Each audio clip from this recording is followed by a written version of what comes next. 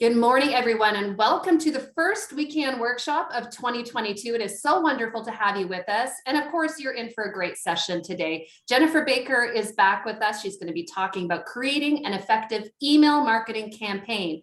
And for those of you who are lucky enough to slide into Jennifer's email bootcamp, that starts, of course, next week. But because of the demand for that bootcamp, we realized that we needed also an extended workshop to really accommodate those who weren't going to be able to access that bootcamp. And so today, I know that you're going to find value in this session. I would love to take an opportunity right now just to introduce myself for those of you who have never met me before. My name is Carrie Ramsey, and I'm the project manager for the We Can project, which is led by Queen's University and is funded by FedDev Ontario. We are now entering the third year of the project, and over that past 2 years, we've served more than 1,000 women entrepreneurs throughout this project. So excited that many of you are here today because you have interacted with the We Can project before, but for many of you, this is your first time. So welcome, don't be a stranger. In fact, right now, I'd love for you to take the opportunity in the Zoom chat to reach out and introduce yourself to the rest of us. Even if you have introduced yourself 70 times before throughout all of our other virtual workshops, please take a moment. Let us know where you're connecting from in the world. If you have a business, you can drop the link in there, whether that's your Instagram handle or your website. Just let us know where you're from. We would love to connect with you. So while you're doing that, I'm just going to take a moment to acknowledge that I am connecting to this workshop from the Bay of Quinte region. And of course, this is the traditional hunting, fishing, and gathering territory of the Huron, the Anishinaabe, and the Haudenosaunee peoples. So I am honored with my family to have lived, worked, and played on these lands for the past 18 years in this region. And as you know, because I love to do this land acknowledgement at the beginning of all our workshops, and like I say, there have been like more than 70 in the last couple of years, instead of reading from a page for the land acknowledgement, I like to sort of make it my own. And I think that's important for truth and reconciliation as well, that we do make this our own. So I thought I'd share with you a book I'm reading right now, which I just ordered.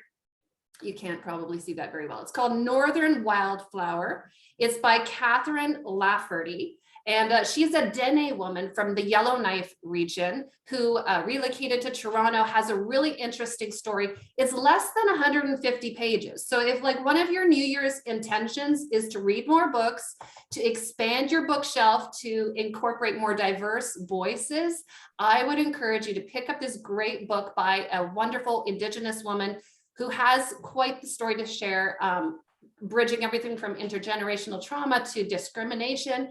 And as a woman myself who is white facing but has Manitoba Métis roots, I have found it wonderful to read it as what I would categorize myself a non-Indigenous woman, so you don't have to be Indigenous to enjoy this book. So that I would say is today my recommendation so that you can get, I would say, really involved actively with the truth and reconciliation movement and really start to appreciate voices that are perhaps more diverse in your own area.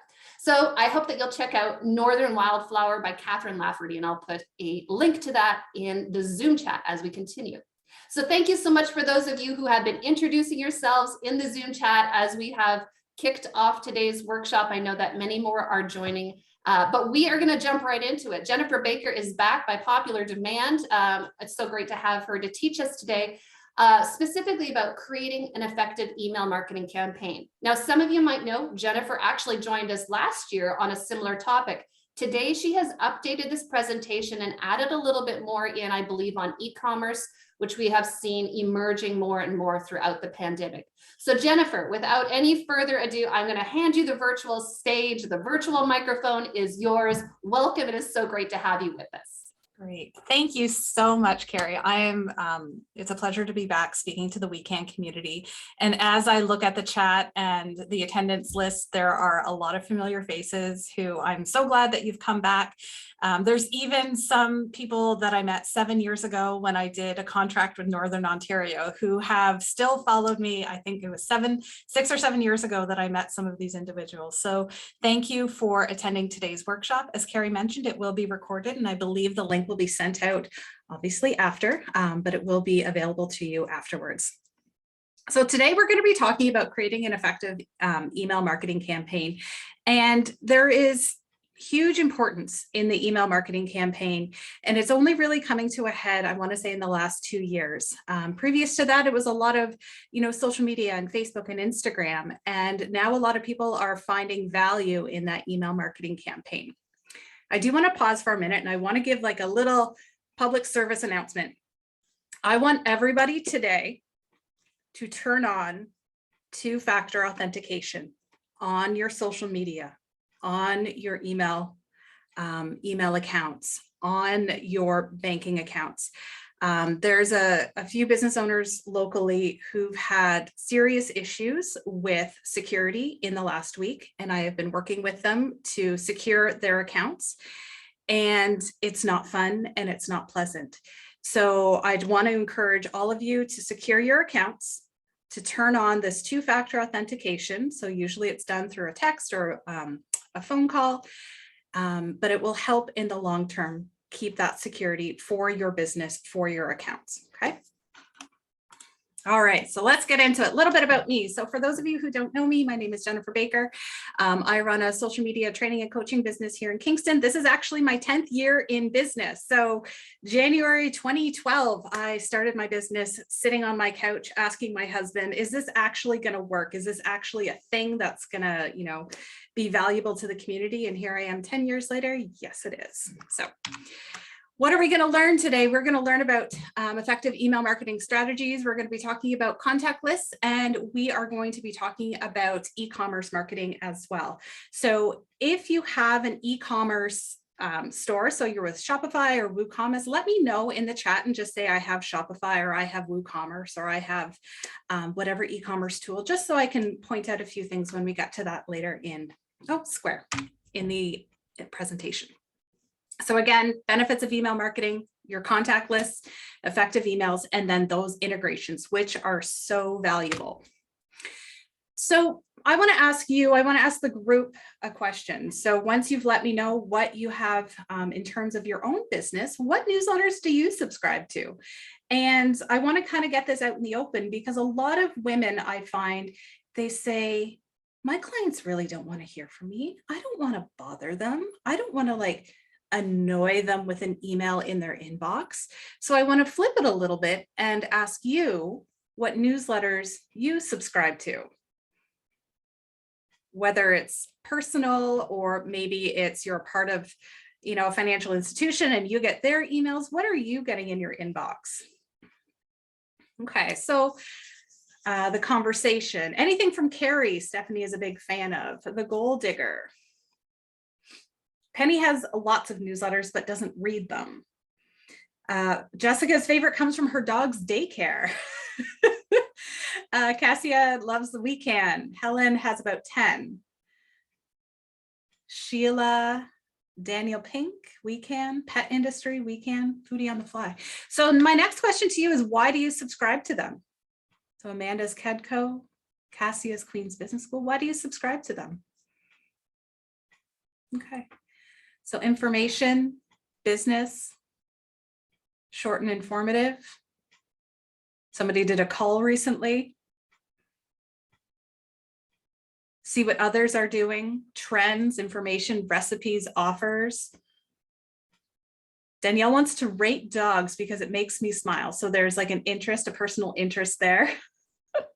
Timely information about business. Okay. Access to discounts. Excellent. Okay, so really good. So we've got lots of experience from the consumer perspective on email marketing. And now we're going to flip it a little bit to why you would use it as a business owner.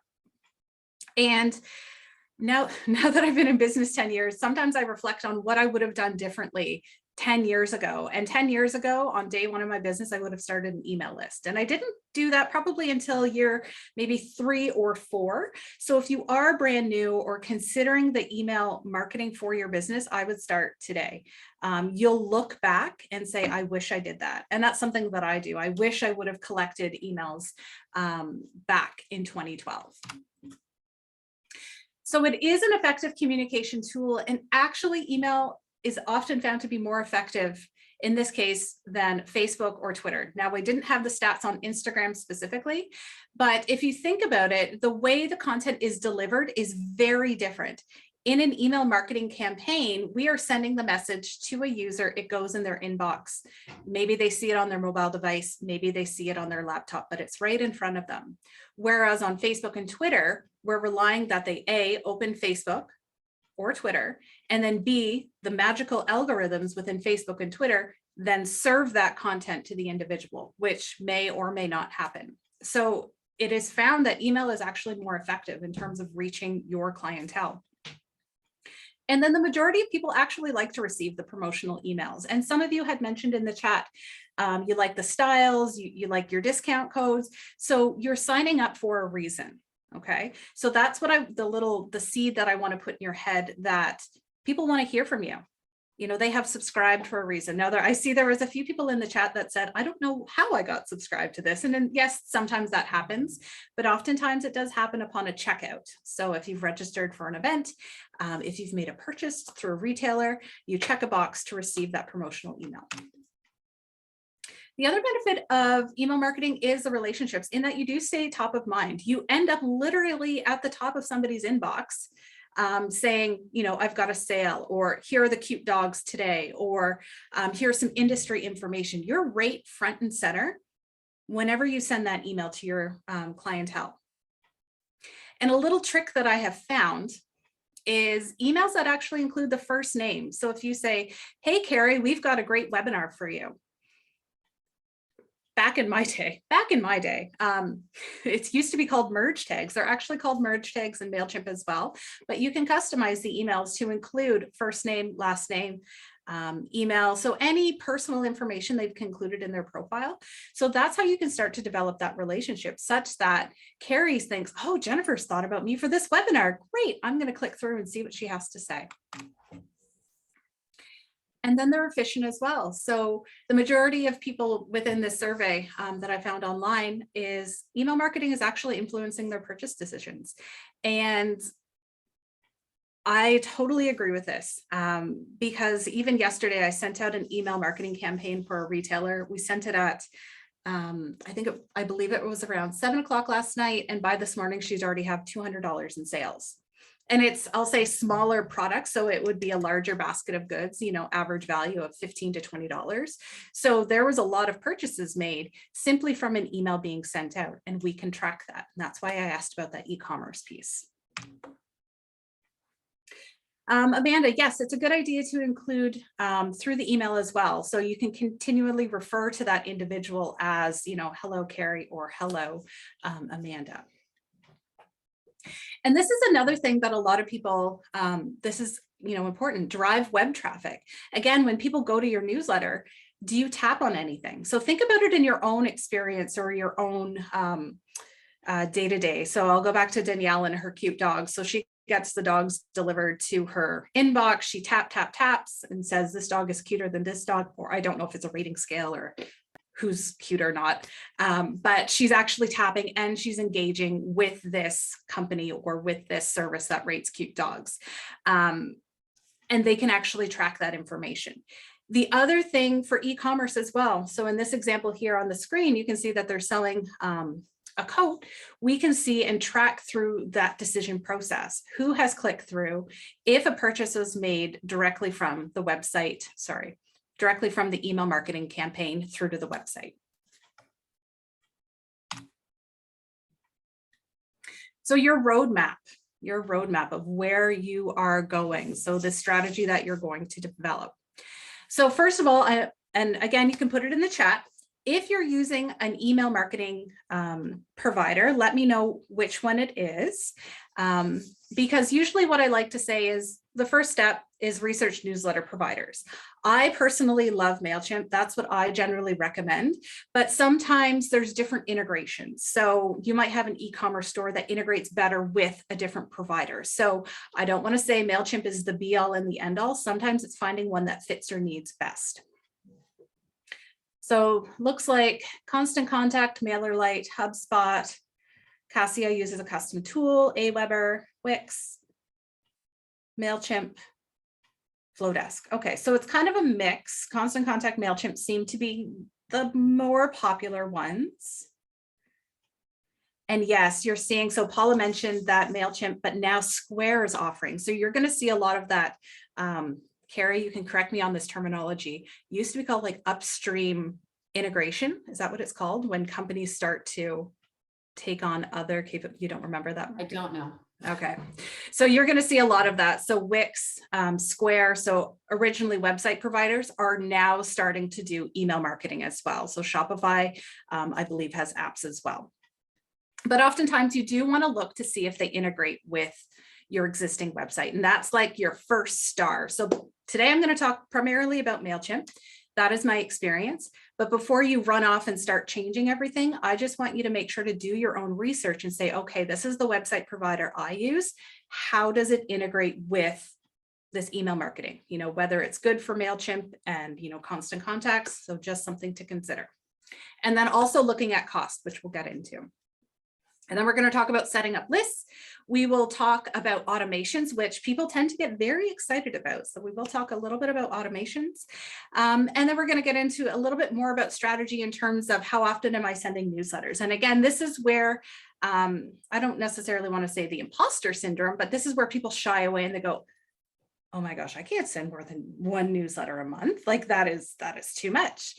So we'll talk about kind of getting around that piece as well. Okay, so the different types of emails. So there is not one way to go for every business in here. And I know lots of your businesses, which is great, but this is generally the types of emails that you will see. So oftentimes people will think industry information, which was mentioned, educational, product promotion, somebody was looking for sales, but then you can also get into upcoming events. There might be product demonstration. We can get into welcome newsletters, and then there can be different types of funnels out of there. So you can choose that you just want to do an educational newsletter, and that's your strategy, that's your plan. Or you think, okay, I'm more in the e-commerce world. I want to focus more on my products, and that's okay too. So these are some options to get you thinking. There is no, you should be doing all or one, but you might find out if here it's a combination. So something like a product promotion, you're going to see a lot of my emails come up in here, but product promotion. So this is one I got from TD Bank, and I want you to look at how simple this is. And this is going to be a thread across all I talk about today. Turn business purchases into cashback dollars. A picture of a credit card,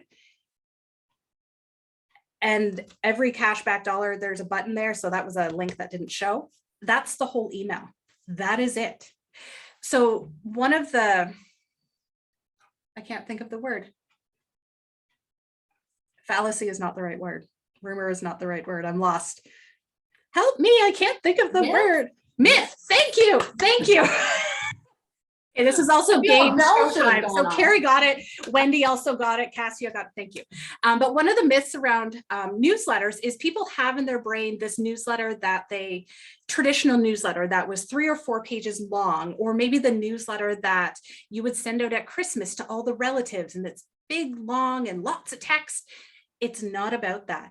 It's a single goal, single objective, clean, maybe a single picture with a single call to action. Okay, you're not trying to jam everything into one newsletter. You might also be in the world of products and product demonstration. So Christine is a gal that I work with, and we take pictures of the clothing and then we share them through the newsletter. She writes a personalized note. We use merge tags. We include videos to showcase how the clothing looks on different women. So it's a combination of a product newsletter, but then also a product demonstration as well. And then e-commerce. So this is maybe why some of you are here. So this can be done through Square. This can be done through Shopify, but the Green Gecko. So they're a local company. And what we have here, so you can see below, I'm still pointing at my screen as if I'm like talking to you in person, but so down below where we can see the jigsaw puzzles, that's actually pulling automatically from the website. I didn't have to bring and import the photo. I didn't have to make a link. I didn't have to research how much the price is.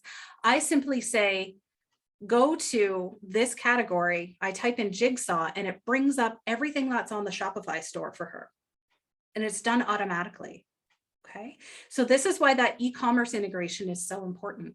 Making sure that your website will talk to your email provider, because newsletters like this that oftentimes can take people an hour can be done in 15 minutes, provided you know what products you want in here.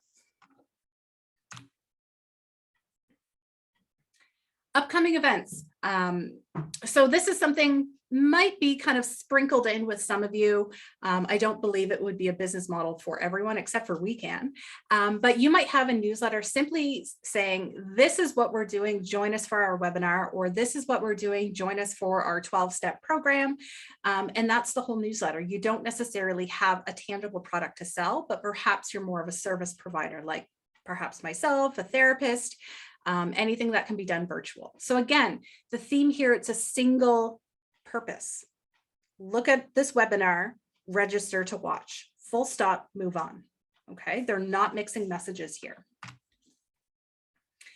Now, this one's a little bit different, and I know that many people mentioned this in the chat, but the industry news or educational current events, this one is more or less a summary. So this is actually a really great one.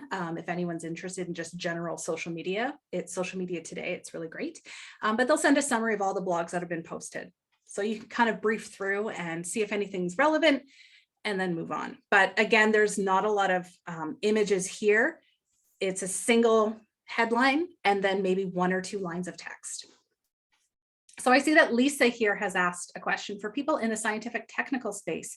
Do we run the risk of annoying them with too many newsletters? Now that depends. So that's going to come back, and I will talk about this a little bit more, but that comes back to what are you telling them? What is the plan for the content of what you're telling them? Is it new late breaking news? Is it update on research that you've completed or in progress? What is that plan? And remember, they have signed up to your newsletter because they are interested in what you have to say. So be it a product that you are selling or a service that you're providing. Okay. So Mailchimp providers, email marketing providers. Actually, I'm going to pause there. Does anyone have any questions about that before I go on? So the different types of newsletters, any experiences they want to share? If you'd like to drop the question into the chat, just because of the size of the group, that might be easier today, unless for some reason there's an accessibility reason that you would rather say it out loud. Okay. Oh, so one of the issues that they go to junk, Cassia says, yes, that's a big issue. Okay, I have a solution, but I have usually why that happens. I will talk about that with your audiences, Cassia. I will get Any other questions before we proceed at this point? And just to let you know, we do have a recording of this. So I know it moves quickly. If you'd like to replay it a few times, I've dropped the YouTube link into the chat before, and I'll do it again. So make sure that you check it out. It will be up on YouTube later. There's a couple questions for you, Jennifer. Oh, a few. Beautiful. Lots. Sometimes I just be silent. Sometimes I'm just silent, let people think. Okay, Linda, if you are sending different types during the month, is that overkill? Again, I'm going to come back to content. Are you repeating yourself constantly, or are you providing value in what it is that you are sending out? So I will leave that with you. So you need to think about that. Sheila, do people use newsletters to replace blogs? No, people use newsletters to amplify blogs. So let's go back here, Sheila. So this here, so Social Media Today, it's built upon, I write for them when I get 5 seconds to write, which has not been often. But what happens is people will submit their blogs to Social Media Today, and then Social Media Today puts them in a newsletter to amplify them. So it sends it out. So it's used as a promotional tool for blogs. Geraldine, yes, I will get to that. I will be talking about audiences. Before you start, can you ask your clients what they would like to see? I can address that as well. And then would Substack? I don't know what Substack is. I admit when I don't know something. Maybe Carrie can Google it up. a phrase that I have stolen from my best friend's elderly father, who calls it Googling it up. Okay, so let's quickly talk about newsletter providers. So like I said, I'm a Mailchimp advocate. I love it. One of the main perks that I get is that you can use it free until you have 2,000 contacts, and then you start paying. You do get a few little things like integrations. You can integrate with Shopify, WooCommerce, Eventbrite, and you get sign-up forms, but it is relatively low cost. HubSpot is another one that is free. So I saw that 1 or 2 people were using HubSpot. So similar features available in the free program. So up to 2,000, you can use sign-up forms, integrates with Shopify, WooCommerce, etc. And then another one I want to mention that I saw a bunch of people in here, they mentioned Constant Contact. Used to be back in the day, 12 years ago, Constant Contact had a free program for organizations under a certain amount, so the contact, but now it's automatically paid. So it's a 30-day free, and then you're paying after that, regardless of how many contacts you have in there. So that's just an FYI. And they have changed a little bit, but they're still a little bit old school, I'd say. Like when you get into it, it looks old. It looks like old technology. So they may have changed recently, but that's just what I have seen. Jennifer, just a quick note, the Substack appears to be a newsletter platform, but it's for paid subscriptions. So I think that's the difference why Mailchimp, of course, is free. That would be the distinguishing factor between Substack and the others. Okay. And Mailchimp can do, so if it's more of like a subscription that people are signing up for educational and it flows through, they have that, and that's in the paid form. So similar. Okay, so contact list. So lots of questions about how to get people on your list. How do you do that? So your contact list is called your audience. So those are the people who have signed up to receive your emails. Very basic. Now, I do want to mention the Canada anti-spam legislation. So a few little things in here because people generally have these questions. So number one, did the people give the consent, and do you have a record? So the Canada anti-spam legislation wants to make sure that you're not spamming people with unnecessary emails or things that people didn't sign up for. So oftentimes, if you do have an e-commerce and they're checking out, that's going to give you the yes or the no. With the integrations, it will automatically add the yeses to your email program. And that would then provide you the record. Now, where people start to ask me questions, they say, well, I've got business cards from 15 years ago, and I've got, you know, a Hotmail account from 12 years ago. You can't just export that and upload that. That's a no-no. What sometimes I do, and I did this personally with my own account, when I started my Mailchimp, and now this was 7 years ago, I did export my contacts, and I sent a single email and said, I'm starting a newsletter list, sign up here, or you'll never hear from me again. And that's what I did. And that was 7 years ago now. But otherwise, you can't just start to BCC people. That's a no-no. And then they look at the types of messages that you're sending. So are you sending commercial, promotional information, marketing, sales? And you also need to include your business name, who is sending it, phone number, email, or website. And then also allowing people to unsubscribe. So you don't have to put in the subject line, unsubscribe, and I'll take you off my list. It has to be an ease for the user to take themselves off this list.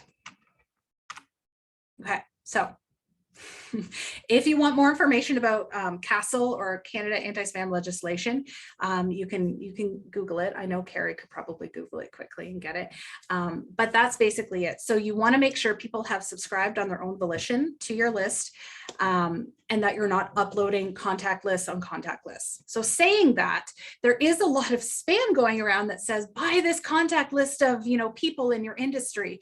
Those generally aren't going to get you the best results. So what you want is an organic email list built over a long period of time. So looking at your customers, looking at your clients, your e-commerce, and that's going to give you the quality, and that's going to give you the relevance. So when you are developing your contact list, like I said, starting early, that's something I wish I did 10 years ago, but build your list early. So if that means starting today, great, start from today. It's never too late to start. And then you think, well, Jennifer, how am I going to do this?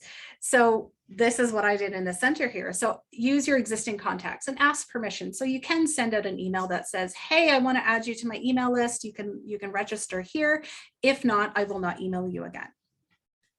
So this is where you can start to get creative with what you want to offer to people. So you may often see, sometimes this pops up on Pinterest, sometimes it's on Twitter, sometimes it's on Facebook, and people will say, download our free ebook. Get our free, shipping coupon, get a promo code for a discount. And what you're asked to do is provide your email address, and then you're automatically added on to a list. Has anyone done that before? Has anyone done like the free ebook, the white paper? So Carrie uses a quiz. Sheila has, Penny has, Christine Geary has not. I have a free card tutorial. I have not, but I'd really like to find something to do in that direction. Okay. So I'm seeing if it comes up. I wanted to bring up an example, but it's not working for me right now. No. Or even the first time you're looking on a website and the pop-up shows up that says, sign up for a free discount. So you can start to create all of these tools within, in my case, Mailchimp. It will also work with HubSpot and Constant Contact. The tools are there. So generally, you will want some sort of incentive to entice people. So you can also build your list with the integrations. And again, this screenshot is from Mailchimp specifically, but these are the integrations for our website, which is on the left, and e-commerce, which is on the right-hand side. So if you see your website, your e-commerce store on here, thumbs up. If you are using Mailchimp, it's a matter of saying, yes, I want to use Square, or I want to connect my Lightspeed or Stripe. It will bring people over. The other thing which has happened with Mailchimp, and maybe many of you don't follow it as closely as I do, but they acquired QuickBooks, or QuickBooks acquired them. So you can also connect your Mailchimp account to QuickBooks such that your existing client base that you have provided invoices to over the past fiscal year can now be added to your newsletter list. Okay, and that is okay, because they are an existing client, because you have clearly sent them an invoice in the last fiscal year. Okay.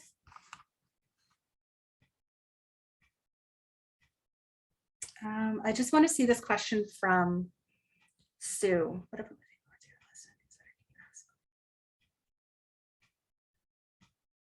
Okay, so Sue's asking, how do we get more people? So once you've kind of done this piece, how do we get more people? So let's show you. So a few different options, and I can bring up my Mailchimp as well. I'm always ready with Mailchimp in the background to show you some things to work with.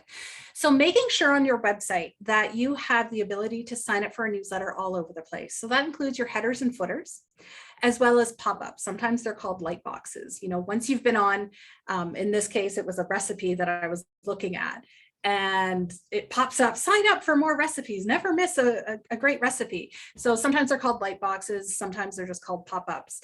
But you also want to have the ability on a contact page or a header or footer that people can subscribe to you. Okay. Lead magnets. So that's kind of what I'm talking about a little bit in the slide previous. So it's that looking at giveaways, industry reports. Danielle said she made a mini ebook on eco changes to make, which is great. You're saying, hey, I've got a great free tool that you can use. Just include your first name and an email, send me a copy. And what that does, it adds you to their email list, and you receive that ebook or the coupon or the white book. Okay. So Geraldine's saying, I learned recently before 2 years are up. Not necessarily. So once they have signed up, you have given permission, and provided you're in the system, they have the ability to unsubscribe at any point. So it's not that after 2 years, you have to start to get rid of people. That has to do with, I believe it's implicit consent. So if you met someone 2 years ago, you couldn't just add them to the list. So if it's 2 years plus a day, you couldn't just add people to a list. I don't know about that, Geraldine. I don't know about that you have to renew permission every 2 years. Okay, I will look into that. One thing that I use as a lead generator tool is actually Eventbrite. And some of you may have attended my Canva sessions that are free. They're 50 minutes. And how I have it set up is that people join my Eventbrite and then they're added to my e-newsletter list should they want that. And I use that as a lead generator, and I get people from around the world. So how I position that is, if you have something that can be provided through an event format or a virtual online program, consider that. Is there something that you could offer in 25 minutes, 30 minutes that people are going to sign up for it, that you could then nurture those leads moving forward? So Mika is asking about changes to GDPR after Brexit, not that I know of. I don't know about that, Penny. I just added in a note on what Geraldine was talking about. I hadn't heard of that either, but what I find from 2020, implied permission expires after 6 months or 2 years, depending on the type of relationship. So I'm assuming if they're an existing client, that's a moot point, but so something to look into further, because I was not aware of that either, Geraldine. So thanks for bringing it up. Yeah, that's just so implied permission is the ability of adding someone to the list. So this is, yeah, you're right. It's implied, but if they subscribed to your newsletter, yeah, then they are in there forever. Yeah, but if they actually subscribe, that's interesting. It's a legal thing. Okay, so now what do we do? Okay, so there's a few things that I actually want to show you in Mailchimp, just to give you an idea of other things that you can try. So if you have been using Mailchimp, I'm going to go into my audience just to give you some of the other capabilities within here. So oftentimes people want to see, how do I use the sign up form? So you can customize all of your sign up forms. So you've got sign up, you've got form builders, you've got embedded forms, you've got subscriber pop-ups, and then form integration. So I just want to show you the form builder for a moment to see the different options that you can do in here. So number one, your form will come with a URL. So in the URL, this will direct people to this form. So if you want to send people, and I'll show you what that looks like. So if you want to send people to your newsletter, then you can do that simply with that form. There was also somebody asking, I think it was about in store. Oh, it doesn't show, it's not working, but you can get a QR format as well. So within here, let's see if it pops up. So you can simply take your phone and scan that, and you're going to be provided that link to sign up. So this is something to consider if you've got a waiting room.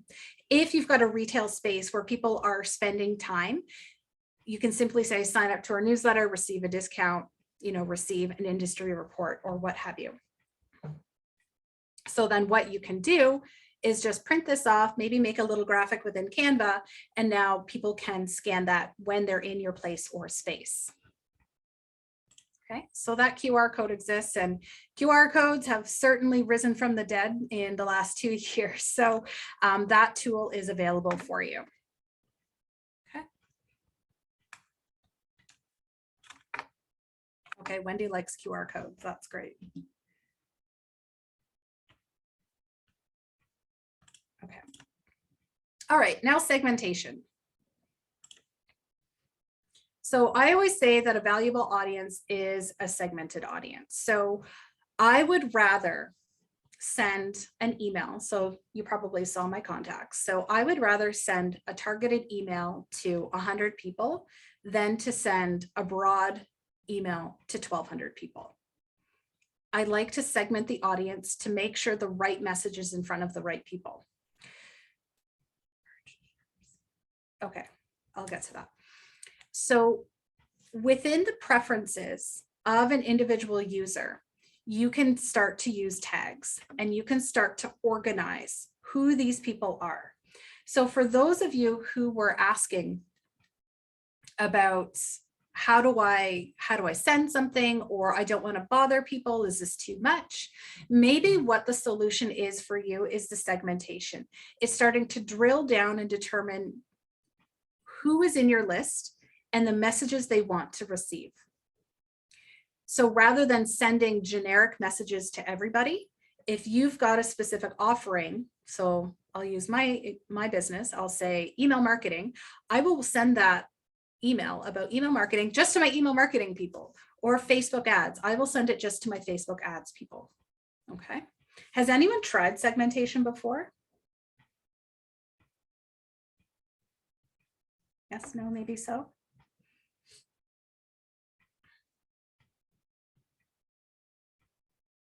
Okay, so some of you are saying yes, no, maybe so. Okay, so I want to show you in here what this means. So segments, and if you're using a different mail provider, it's going to be probably called segments as well. So segments, I'm going to just say create.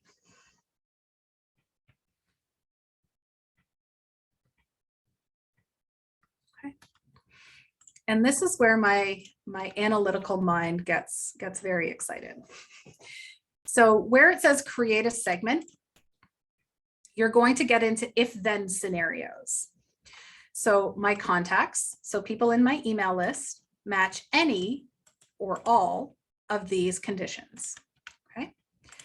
So I'm just going to leave this up for a second so you can look at, and I'll talk about tags in a moment, but you can just see how you can start to segment out different individuals.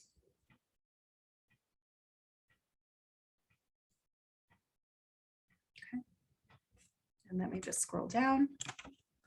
We get into e-commerce. So those of you in the e-commerce field, see if this sparks a little bit of fire of excitement. Okay.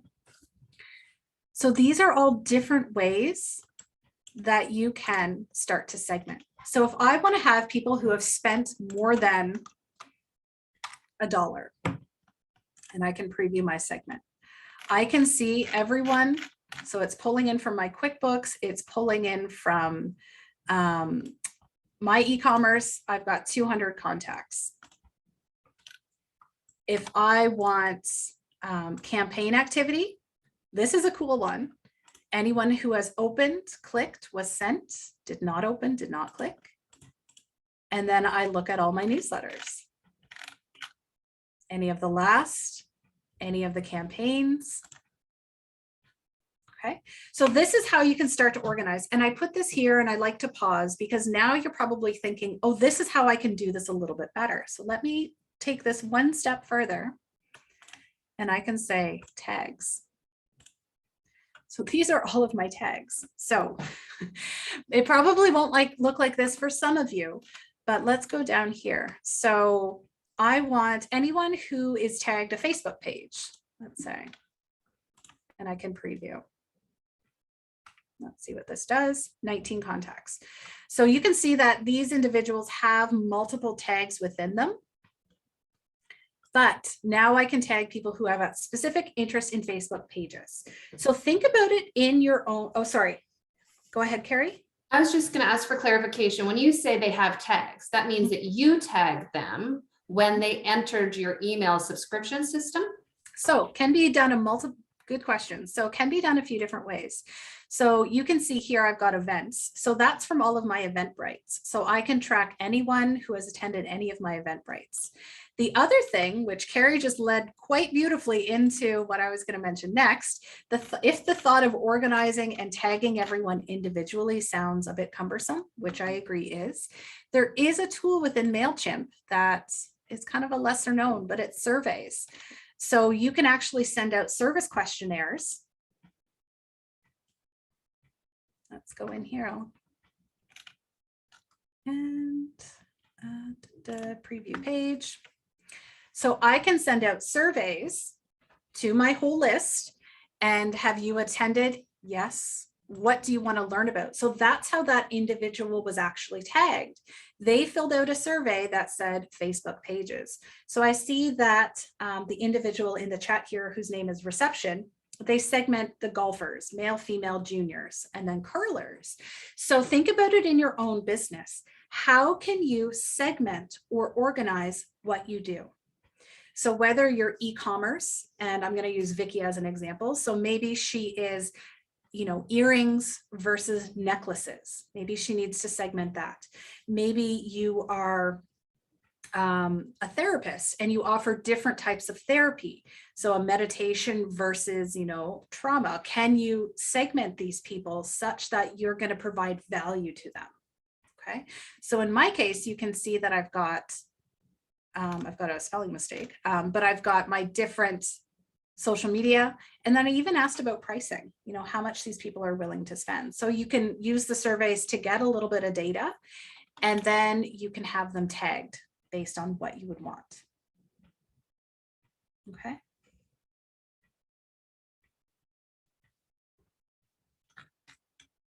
Does anyone have any questions about that? Or the thoughts on maybe how, oh, Jennifer? I'm just thinking, like in the cleaning industry, for segmenting, would I send a separate email like to student body, and then a different one to families that we clean for, and then maybe another segment for our senior population? Would that be okay? And I would look at it from the perspective of, the first thing I would consider, Jennifer, is if you have different clients based on residential, commercial, industrial. So, and you might say, no, I just do residential. So then under your residential, you've clearly identified student, maybe family unit, and seniors. And then the reason you would do this would be if there's pricing differences, if the services are slightly different, you might tailor the messaging, again, slightly different to those segments. Okay. Thank you. You're welcome.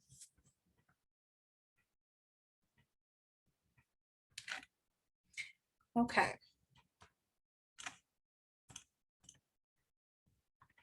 So my client, Christine, I'm going to go back to here as an example of what we do. We collected information about sizes. So we said, hey, Carrie, hey, Stephanie, hey, Jennifer, what sizes do you generally wear? Like generally wear. And then people responded with, you know, small, medium, large. And then what we did, we organized the content. So one-off pieces, and said, hey, Carrie, we've got a bunch of medium sweaters, you know, click through to buy. So now it's like we're taking the one-off pieces and saying, this is made just for you because we know your size. Okay. And the same could be said. I've also in the background have it for designers. So specific designers that she offers, if she's doing a big sale on, you know, by Lee's or Artex, then we can just send it to those people. And that's the other thing, people can have multiple tags. So I know that Sheila was mentioning she's a bit nervous about discounting people, but people are going to pre-qualify themselves. So we're presenting them with the options. You can always either resend a survey or update a survey so that people can update those tags. But again, they're saying, no, I only want information on X. Okay. Okay, so we did talk about the segmentation. And we did talk about the surveys. Okay, so some strategies. So the frequency, and this oftentimes gets people a little bit, they get a little bit nervous about this, and they say, okay, the first part though, no more than 2 times a week. Oh my gosh, 2 times a week, are you crazy? And sometimes, yes, if you have products coming in on a daily basis that are changing and updating, then yes. So retailers, you know, you've got busy times in spring, you've got fall launches, you've got Christmas, you've got products coming in all over the place. Yes, there's going to be times you send once a week or twice a week, depending on what it is you're doing. And then I usually, so Deborah just said, is once a month not effective? Depends on what you do, Deborah. You might just send it out once a month. Maybe January is a super slow month and it picks up in February. You might do more. So again, it's looking at what you have to offer. And with Mailchimp, I like to start oftentimes with a template. So Mailchimp, as well as all of the other emails programs, do have templates that you can start with, but it's all about customizing it to make it your own. So again, customize it, single objective for your email.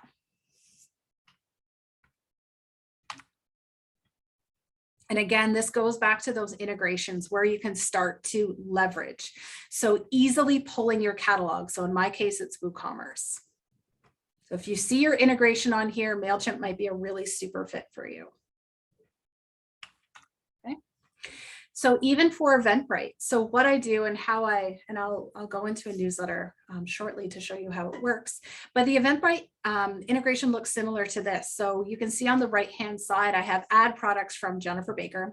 I don't know why it doesn't have Eventbrite. It says Jennifer Baker. And then I choose which webinar. I include a button, and then when people click on it, they can go over to Eventbrite. If they actually make a purchase from it, then it will be attributed to my e-newsletter list. Okay. And then the same thing with your e-commerce integration. So I will show you live in a moment, just so you can see it a bit better. But I have products for sale on my website, their services. But again, I'm pulling products from my e-commerce store. And this is done all automatically for me. So provided you've got that e-commerce side to it, you can do this fairly seamlessly. So I do want to show you an example, just so you can see it live, because sometimes people say, well, you're still going to have to do work behind it. So I'm just going to start a newsletter as I would. I've kind of got a draft to set up here.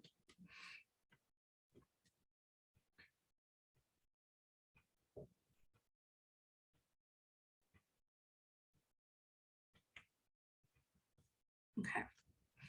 So once you have your e-commerce integrations enabled, you're going to see these new buttons down at the bottom.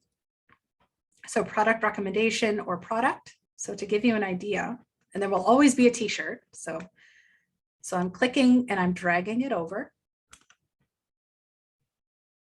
And now it's saying add products from your store. And it's saying choose store. And I'm going to choose my WooCommerce. I have to move you guys. You're in the way. And I'm going to say browse all. And this is where I would search for my products. So these are duplicated on my website, so they're there. And now Mailchimp is simply just pulling them in. And I say insert. So now I've got the photo that's been included on my website. I've got the description. I've got the view. And if you want to change your text or anything in here, you can do that. So you could say shop, you can say register.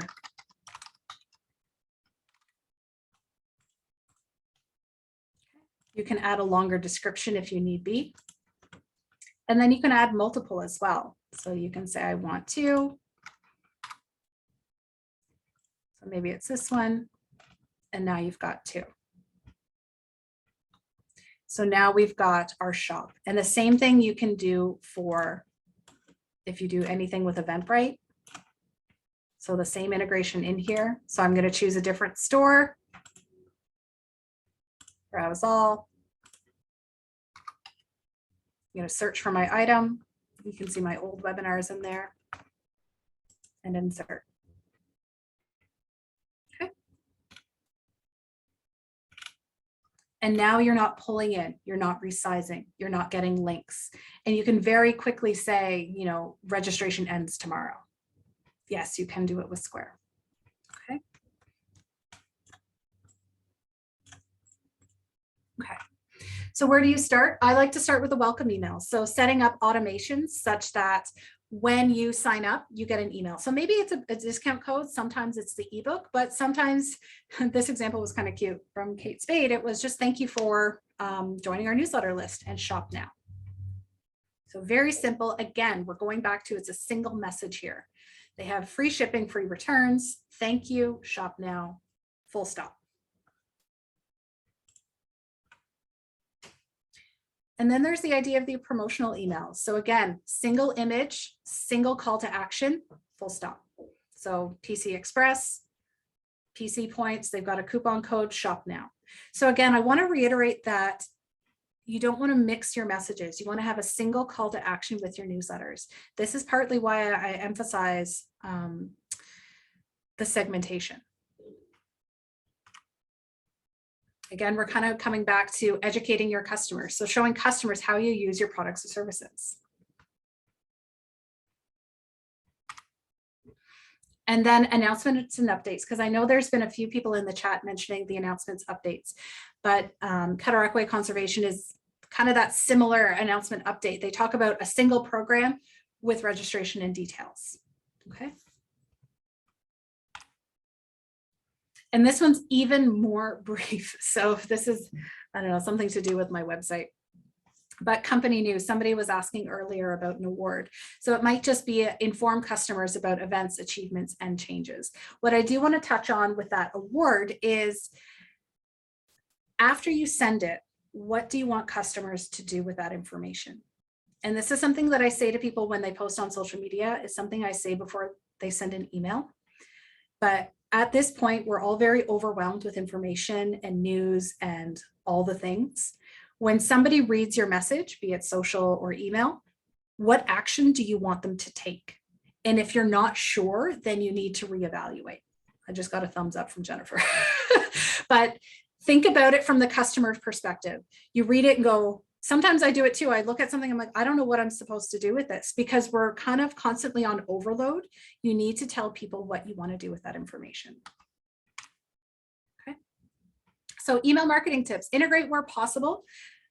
Keep it simple. So single call to action. So be it click to sign up for your webinar, click to shop, and use a single image. If you've got multiple products, you might have multiple pictures. So as I mentioned with that e-commerce integration. And then automation as well. So we can get into but you can get into automation across the board with email marketing, but this is how you start to streamline communications. Email marketing is going into the concept of journeys. So as people flow through a specific sales funnel, they get emails at different areas and different checkpoints. So be it a welcome email or a happy birthday email or something of the like. And I realize a lot of people are checking out. I do have a few more slides to go. I got a little bit not thrown off with the questions. Don't worry, you got lots of us to hanging on to. Okay. Okay. So some automation ideas, and I like to present this because again, it gets people thinking about what do I want to do with my business? So we've talked about the new contacts. That's a fairly simple one. But then the one in the middle, and this one is for your e-commerce businesses. Abandoned cart.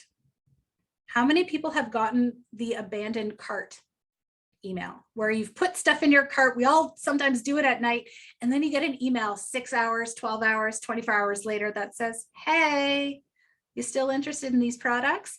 You can have that set up, and that's done with Mailchimp. And yes, it can be done through other providers as well. So that's available for you. There's also the birthday emails. So provided you are collecting that information, so my birthday is August and I've signed up for a newsletter. I've said my birthday is August. I'm going to get an August birthday email. So a coupon code or just an acknowledgement of a birthday. And again, this is not a one concept fits all, but it's to get you thinking of what you can do. You go, oh, that's really cool that I want to do that. So maybe Jennifer offers a discount on the person's birthday month for cleaning. Like that's kind of cool. Like I get half a session free because it's my birthday. So it's just ideas to get you started. Okay. And then finishing off ever so slightly with analytics. So this is where people are very hard on themselves. Open rate. A successful open rate is 15 to 25%. Okay. And do not take it personally if somebody unsubscribes. It's not right for them at that time. Okay. And 15% is good. And this is again why that segmentation is important. And then your click-through rate, my friends, 2.5%. So we all need to stop being so hard on ourselves, because this is what industry averages are, 2.5%. And I know that a lot of the people that I work with, and a number of them come to mind, and they're like, oh, only 50% of the people open my newsletter. I'm like, oh my gosh, this is so good. And like, it will fluctuate between 25 and 50, but don't be so hard on yourself. And then your conversion rate. So conversion rate is basically the number of people who made the completion. So they registered, they signed up, they booked an inquiry or discovery call with you. So that comes back to your conversion rate. I don't have a stat on that, but it's going to be less. It's quite low. And then your bounce rate. And I realized that somebody did ask me about why emails go into junk mail. So let me go back to that. I think it was Cassia who asked me about that. So I apologize. So this kind of comes into bounce rate a little bit. So you've got hard and soft bounces. So the emails are not delivered. And then you've got people who don't open because the emails end up in junk. And you want to know what that is? It's people who haven't opened the email in a very long time. And then their email starts to understand that, oh, Jennifer's just emailed again. We're just going to throw that in junk because you haven't opened the last 35 emails. So we're just going to assume it's junk. So that's part of it. Another part of it is having, I'll call it an unclean email list. So this is part of my, Q1 goals, but I've got around 1,200 people on my list. I'm going to determine who is actually active. And if you haven't opened the last year of my emails, I'm taking you off my list. That's how you start to clean it up. That's how email providers start to see you as valuable. So you're not just sending for the sake of sending, but I'm going to go through and look at the analytics and say, okay, Jennifer hasn't opened the last 18 months of my email. I'm going to assume that it's not right for her at this point. So I will take people off. And oftentimes people will go, oh my gosh, you're going to take people off? Yes. If you haven't opened anything in the last year and a half, they're probably not interested. Yes. Yes. Cleaning up your list makes your rates go up. Yes, that's true. Right? Because then the fractions are different. So it does make your rates go up. And then the unsubscribe rate. So you're going to see people unsubscribe from every email, likely, and that's okay too. Don't take it personally. And I'll give you an awkward instance. I unsubscribed from somebody's email, and they actually emailed me and asked me why I unsubscribed. And it was horribly awkward. And I said to them, well, you post the same content on social media, so why do I need an email about it? And they went, and I didn't hear back from them, but it was horribly awkward that they went through, looked at who unsubscribed, saw me, and then proceeded to email. So try not to take it in offense. Maybe they're getting the information in another manner. Maybe they're just not interested at this point. Maybe they're just trying to clarify for 2022. So try not to take too much offense. And you will see the analytics for each email. So this is an idea. If you are an e-commerce store, you're actually going to see the revenues come through. So provided you've connected your Shopify, Square, WooCommerce, whatever it is, this client here has 100, what do they have? 300 people on their list. And you can see the 3 emails they made. What's that? $1,200, $1,300 in 3 emails. So that will be attributed to them. That's one of the benefits of having that e-commerce.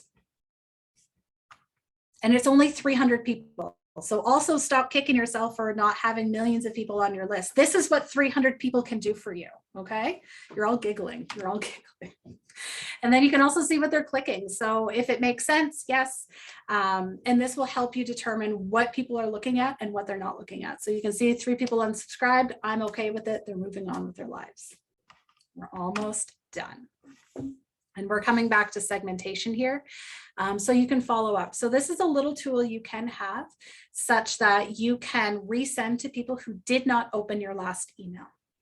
So if it was a super important thing, maybe it was a really great sale, you can send emails specifically to the groups of people who did not open. So again, you're not going to bother everybody. You're only going to bother the people, you're only going to contact the people who did not engage with you. All right. And we've made it to the end. We have made it to the end. Okay.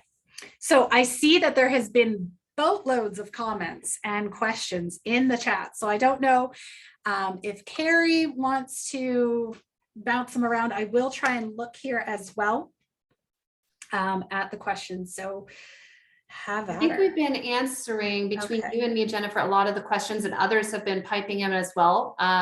Yes, tracking was big. So Helen is asking, how do you integrate the names into the newsletters? Thanks for that reminder, Helen. Thank you. That is a really good question, and I said we were going to get to it. Thanks. Okay, so when you are creating a newsletter, I've clicked on my text box and you can see it says hello. Let me actually make this much bigger for you. It says hello and then the star with F name. That's my merge tag. So I'm going to edit this here. So up here in the navigation bar, it says merge tags, and then it says first name. So you can use the same tool. So I'm going to continue. So I mentioned this in the subject line, so we can do it in the subject line as well.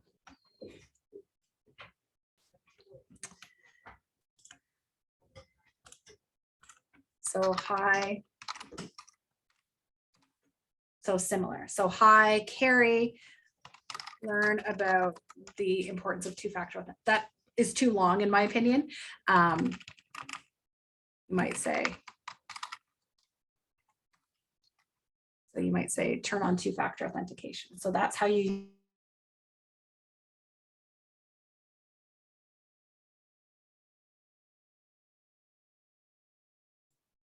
Is it just me? Did I freeze or did Jennifer freeze? Okay, I think she froze. And just while she's unfreezing, while she's thawing, I thought I would mention that make sure you use your send a test email button. So that's available in Mailchimp.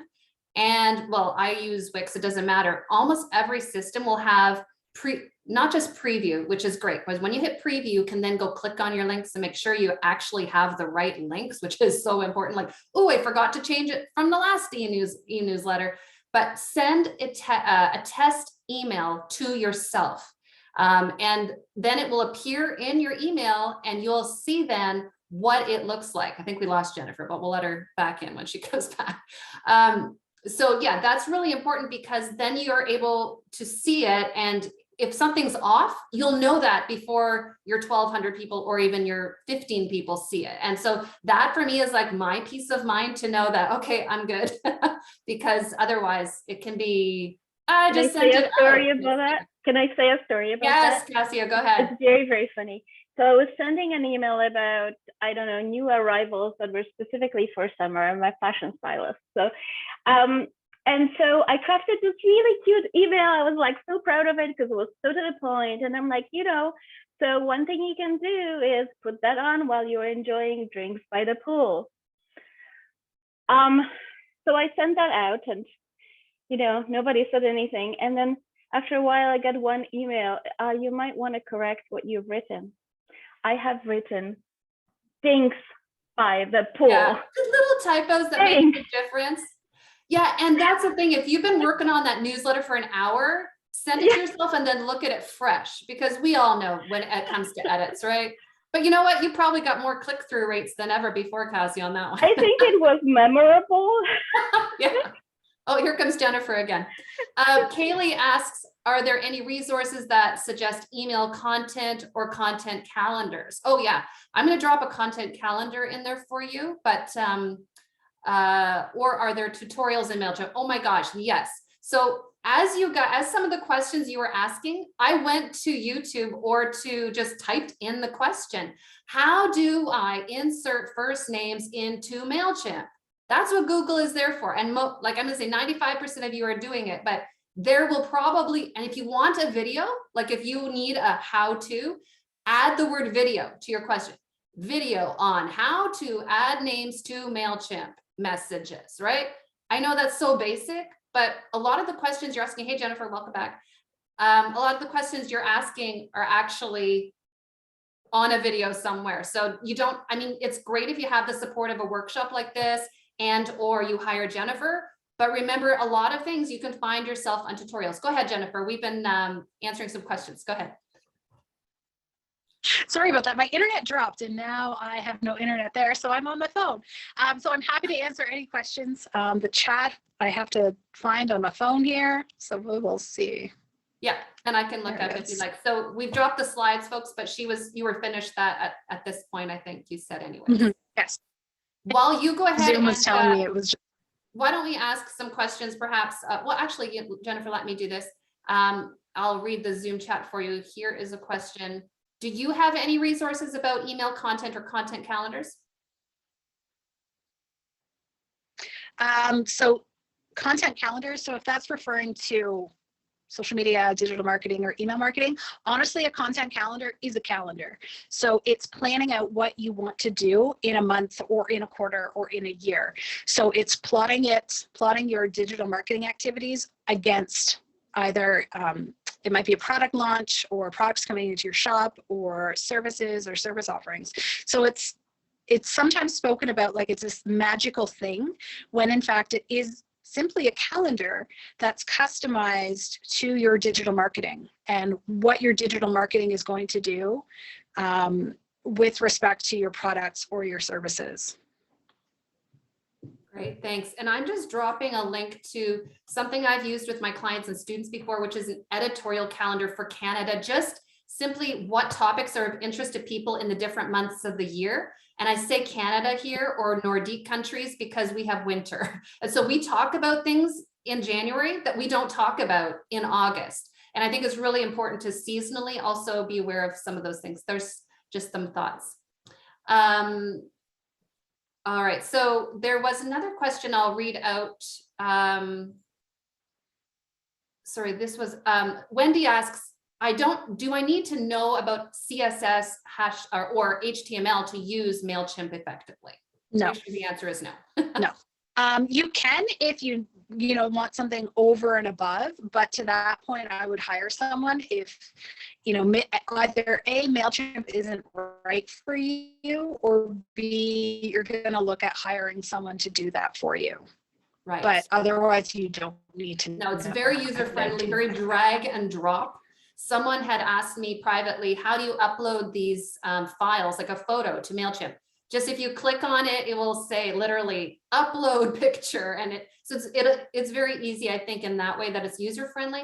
And again, don't forget to use a video tutorial, right? Mm-hmm. Mm-hmm. Micah is asking, are you testing the design of the emails in different clients on Mailchimp? For instance, specifically Outlook can be a bit of an issue.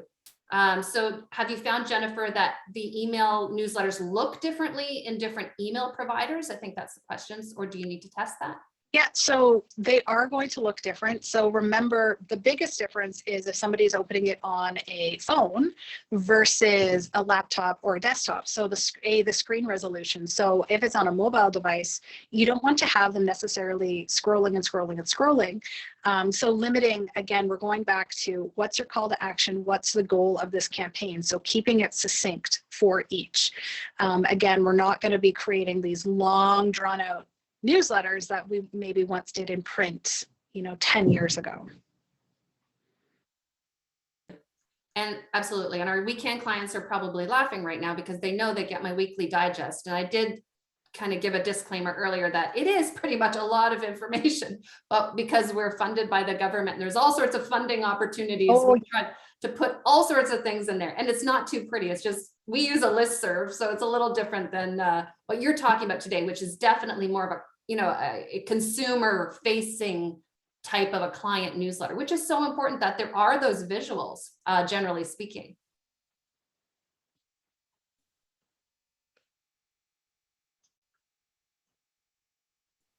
Are you there, Jennifer? Yeah. Okay.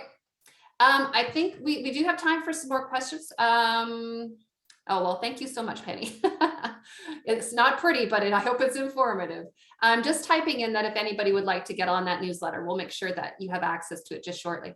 Any other questions for Jennifer? Why don't you just unmute yourself, because I'm not convinced she can see the Zoom chat at this point. So go ahead.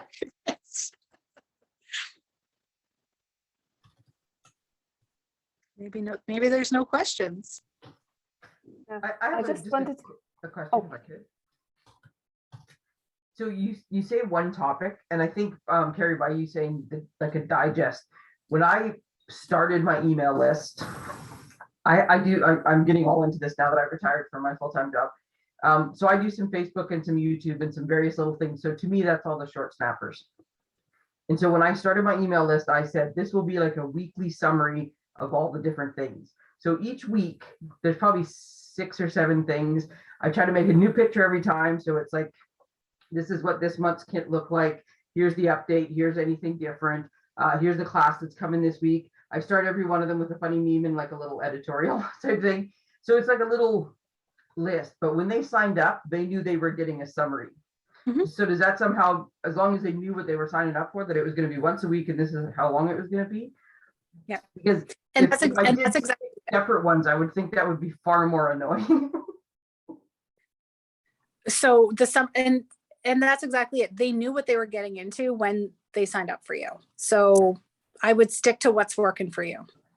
Yeah, and Tracy, I've heard those called weekly roundups, which is a nice way of saying, here's what happened this week on YouTube, the podcast and the blog, or whatever you want to say. And so it sort of highlights, and so if they're like, oh, I missed that YouTube or I missed that podcast episode, I want to go back and check that out. Then I think that's great, especially if you tell them that.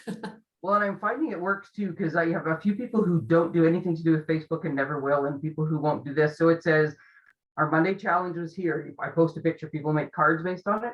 Yeah. Here's the YouTube link, here's the Pinterest link if you want to see the pictures. And Yeah. so most of them are short little bits, but it's like picture, text. But the part about scrolling, I assume if you're on your phone, there's a fair bit of scrolling. I don't know if there's a way around that. Is scrolling worse than clicking and having to go back to the main thing? It depends. So I would look at your analytics. So even look at the last thing on the list. If people aren't clicking on it or getting to it, if there's a way to track that, then you'll know it's too long to scroll.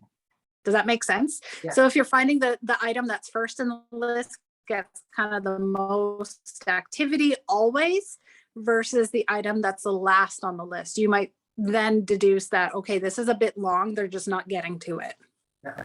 I have a very small list, but I'm very happy to know that my average open rate is like 60 to 70%. But now I know that's Good job.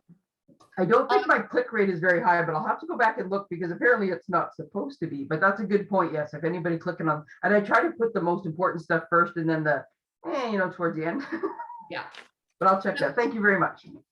Jennifer, there's some quick questions you might be able to answer. What is a poor bounce rate, first of all? I don't know that stat offhand. Somebody That Google I do that and not put it know. in the chat. Like Do literally. you know that? what Does is it? anyone know? Does anyone know? We could probably Google it in 10 seconds here. I'll let somebody do that while we go to the next one. What is a good conversion rate? So in other words, I guess it's not that they just click through to your product, but they purchase. Do you know that one? It's going to be probably 1 to 2%, I would imagine. I agree. Yeah.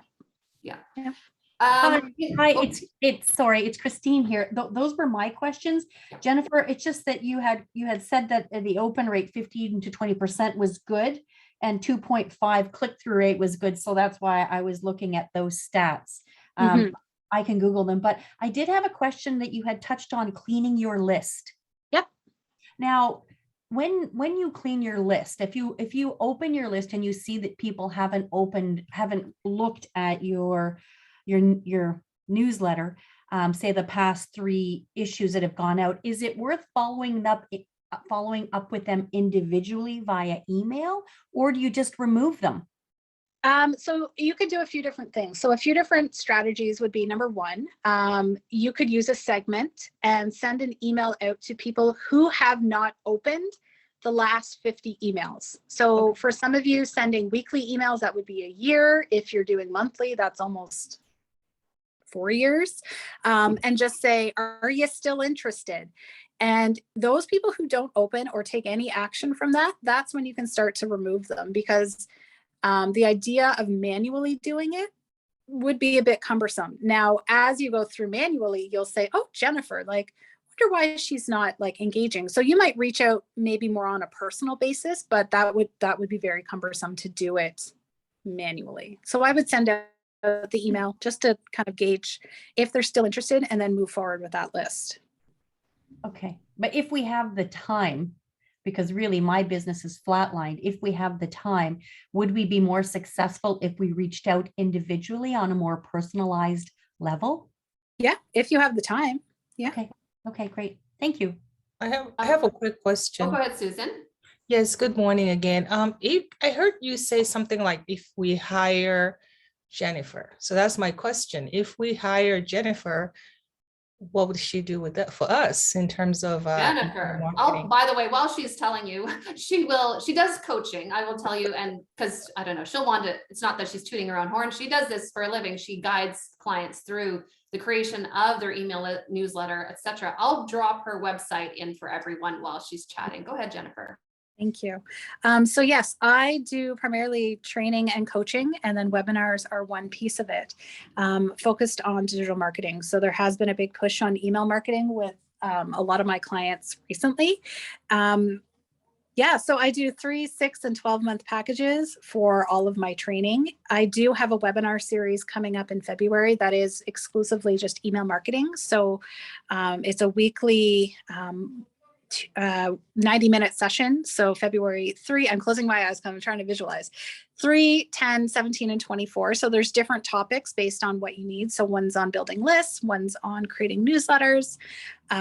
The third is e-commerce, and then the fourth is lead generation. So if you kind of want to take these topics a little bit more in depth, which it's hard to cover a lot of information in an hour. We're almost at 90 minutes, and like there's so much more to talk about.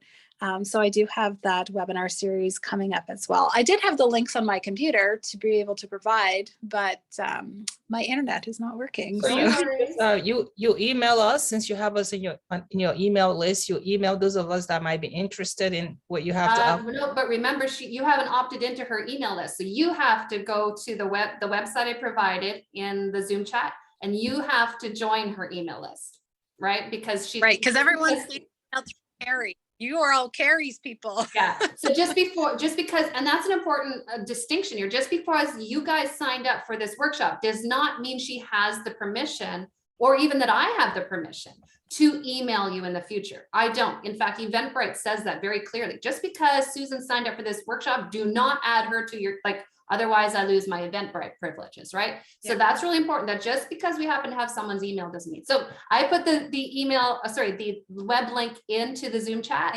And if you're looking for her, it's Jennifer Baker Social Media Consulting. So just Google. I just signed up on I just subscribed. She's everywhere.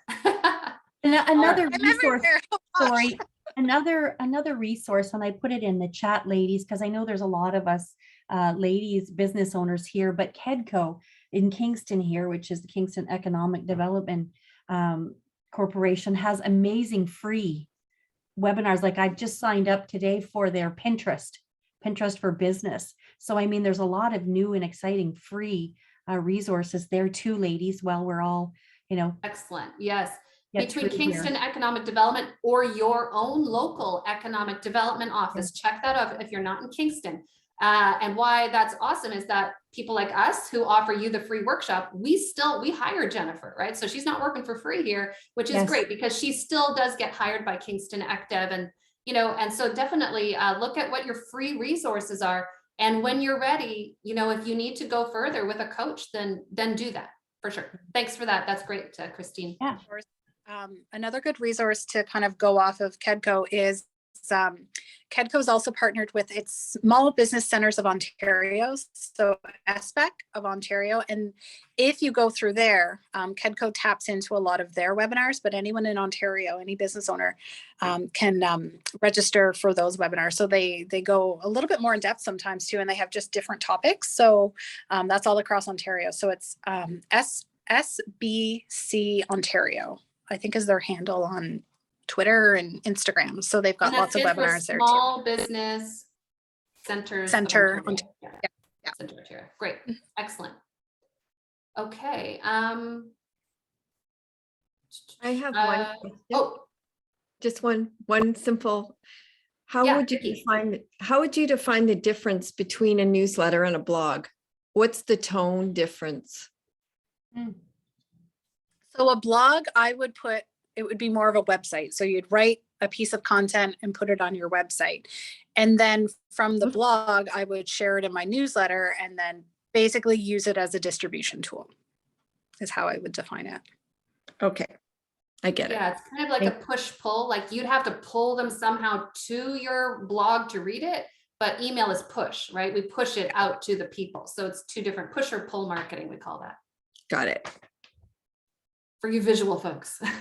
Okay, we're almost out of time. I did miss one question in the chat, which had a question, Jennifer, about A/B testing options in Mailchimp.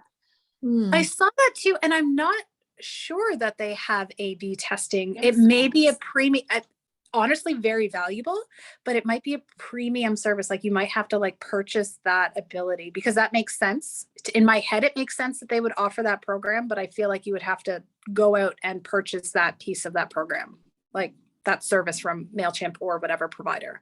Yeah. I just saw in the chat that Helen had a question, which I would love to know too, is when is the best time to publish? You have a crystal ball, Jennifer? There is no crystal ball, but sometimes it will surprise you. And number one, I want to say don't Google it, because everyone's going to have their own opinion of what is the best time to send a newsletter. But number two, think of what you're trying to get your people to do. And then B, what are they doing at that moment that they receive your newsletter? And I will give an example that if you decide to send me a newsletter at 8 a.m, I'm probably not going to read it. My 5-year-old has been running around the house screaming, and I'm trying to get to work, and I'm not going to read it. I'm probably just going to delete it because I have enough information right now. However, if you send the same newsletter at 8 o'clock at night, my kids in bed, I have time. So part of it is asking them, who are my people? And if I was my ideal customer, what am I doing right at that time? So I want to say there is no perfect time. There are some clients of mine, we're on a schedule and people come to expect emails at a certain time. And then other people, they do it a little bit more randomly. And part of it is testing to see, what's the biggest revenue generator if we send it morning or evening. So some of it's a matter of testing to see what works. Yeah, that's a really great point. Testing, and just back to the A/B question, you can actually create your own test. I mean, one week you could send it out at 8 a.m. and see what that click-through rate is, as opposed to the next week, you could send it at 8 p.m. So sometimes it's just testing. And there was a previous question as the very, very last one. Don't forget, Jennifer, if you want to, you can't type, but I will put your, well, you have her email, or sorry, not her email. You have her website, everyone. You can contact her with questions through the website if we did get to it today. But just someone was asking about, should it be a predictable time of the week every week that you send that out? What do you think about that, Jennifer? Yeah, so I have some clients that they are on a set time every week, same day and time, and that's when they send it. And then they've parsed out a segment of that group that if you're a part of this group, you get a different day. So it's like a general email on a specific day. And then if you're part of a different segment of that list, you get the alternative day.